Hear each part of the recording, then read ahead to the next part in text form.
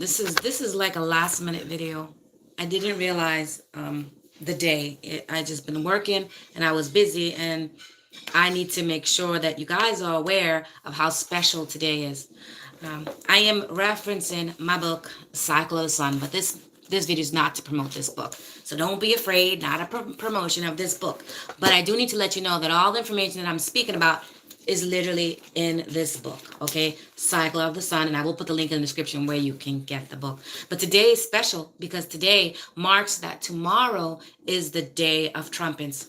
Trumpets. I know most of you probably call the Day of Trumpets the Feast of Trumpets because this is what people are saying it is. But in the scriptures in the Manakati, it literally says, the Day of Shafar and Shofar, and so it's not the Day of Trumpets. It's not the Feast of Trumpets. It's the Day of Trumpets tomorrow. And why is tomorrow the Day of Trumpets? Well, today is special. First of all, today is special because around the whole earth there is equal day and equal night today.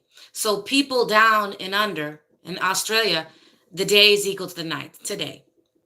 People up north, way in Alaska, the day is equal to the night. People in the middle of the country, the day is equal to night. Everywhere on earth, the day is equal to the night. And this is amazing, but it also marks the times we are in. It marks that tomorrow, for those of us who live on the northern hemisphere, the days will begin to grow shorter. Tomorrow is fall. They say today's fall, but according to Enoch, and I do follow Enoch, the day that grows shorter than the night is the day of fall. So tomorrow is officially fall. And it's not coincidental that tomorrow is also the first day of the seventh Kahdash, okay? And in your Bible, it was translated as month. Many people and Israelites are following the moon for their feast days and even Shabbat days. Now, the reason they do this is because when they learned of Yah, people who taught them of Yah followed the moon. But this is why I wrote the whole book. It's not really complicated. It makes more sense that we are supposed to base our calendars based on the sun. And I just want to speak freely on that. You have to read the book to really understand why tomorrow is the day of trumpets. But I do want to say that the seventh month is one of the most important Kahdash.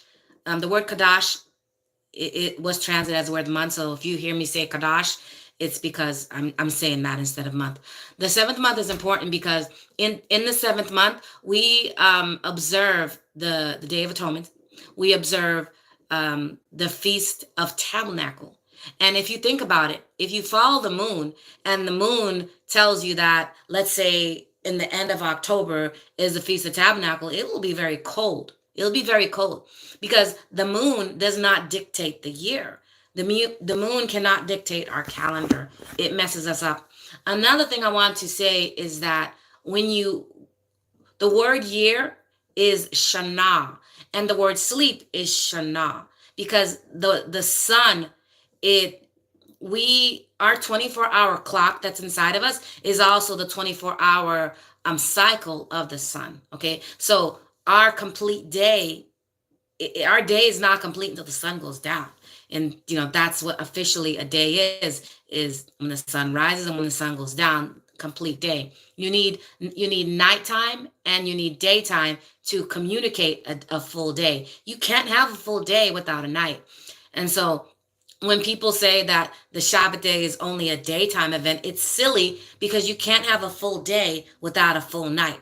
Because if you're counting it, if the seventh day can be counted, you must include the nighttime, because in Genesis, Yahweh communicated that there was evening and there was morning the first day. But if you look at it in the Manakati, it actually is there was sundown and there was sunrise the first day.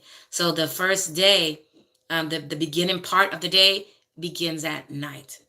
And so I just want to acknowledge that today it's a wonderful day. It's a wonderful day because the time when the sun arose is the same time when the sun is going to go down today. And tomorrow, and every day from tomorrow, you're going to start to see the sun, um, the days be shorter if you live in the north, and you're going to start to see the daytime increase if you live on the southern hemisphere. Oh, my computer is giving me light in my face. I gotta turn it on.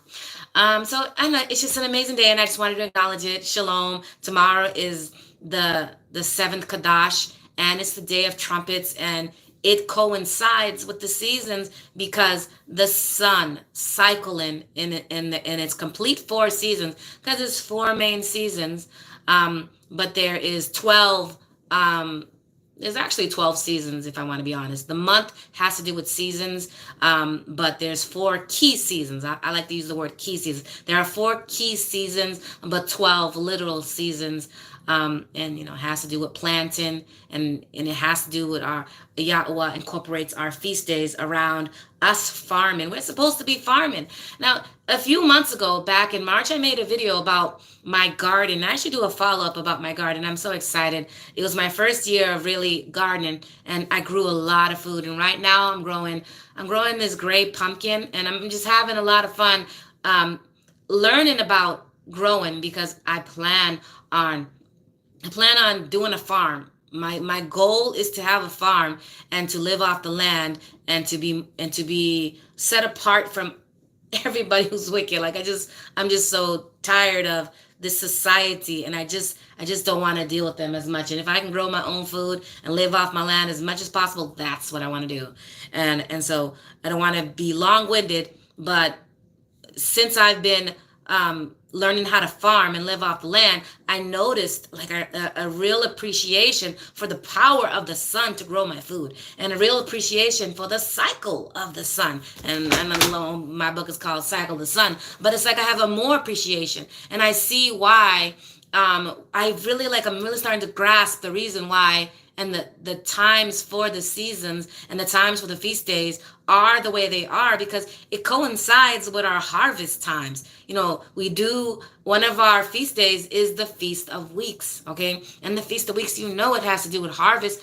We're supposed to be harvesting throughout the year, and the feast days, they coincide with it. And if you're not even farming, you're not harvesting, you're obviously not giving tithes. I know we don't have a priesthood, but the whole point is, when we are set up, we're supposed to be given from the fruit of our land to Yah, and we're supposed to know about it. We can't be ignorant like this. I really recommend everybody to farm and garden. I just wanted to say shalom, and I wanted to acknowledge today that tomorrow's the seventh month, and it's the beginning of fall. They do say today's the beginning of fall, but Enoch says it's tomorrow. So shalom, everybody. Shalom.